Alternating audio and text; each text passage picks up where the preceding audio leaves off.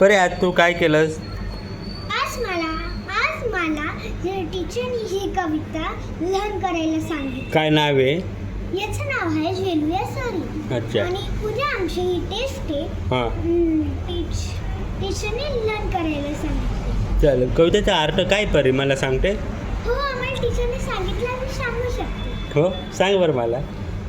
बरं. एक लाईन वाच आणि मला सांग. ढोल वाजतात याचा अर्थ झाला धूमधाम. असे ढोल असा आवाज येतो ना ढगातून, त्याला म्हणतात ढोल आवाज. आणि पुढची लाईन. अंगावर झेलूया पावसाची सरी, म्हणजे आपण पावसात भिजूया. पावसाची सरी ही लाईन झाली. हा एक पॅरेग्राफ झाला आपला. हो. Second paragraph. ठीक आहे. गोल गोल बुडबुडे तरंगतात किती. ते गोल गोल बुडबुडे गोल असता म्हणून त्याला गोल गोल बुडबुडे म्हणले.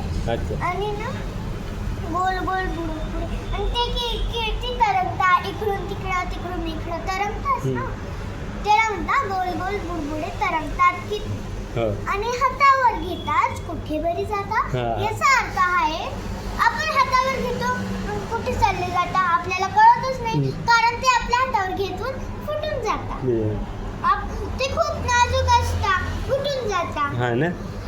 Soft bubble one. हां. Soft bubble one. अच्छा. पुढचं सांग.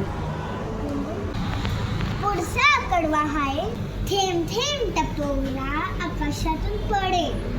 याचा अर्थ होतो टपोरा म्हणजे ते डॉट डॉट डॉट डॉट पडतं ना, त्याला म्हणतात टपोरा. आणि आकाशातून पडे म्हणजे ते आकाशातून पडतात, स्काय देतात. हां. आता आपण लास्ट दोन लाईन करू. बरं.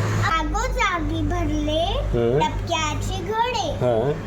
डबक्याचे घडे त्याचा अर्थ होतो इकडं तिकडं भरले आहे चिखलाचे गड्डे.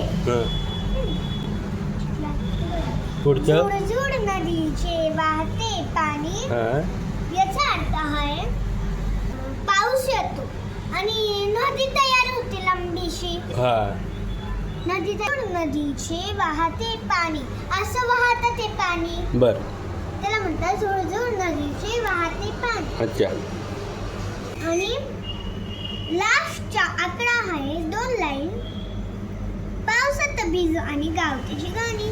पावसात भिजू आणि गावतेची गाणी हा खूप मेन शब्द आहे. कसा? कारण आपण पावसात भिजतो आणि आपण असं गाणं म्हणतो. ते कसं? ये रे ये रे पावसा, असं अलग अलग आपलं गाणं.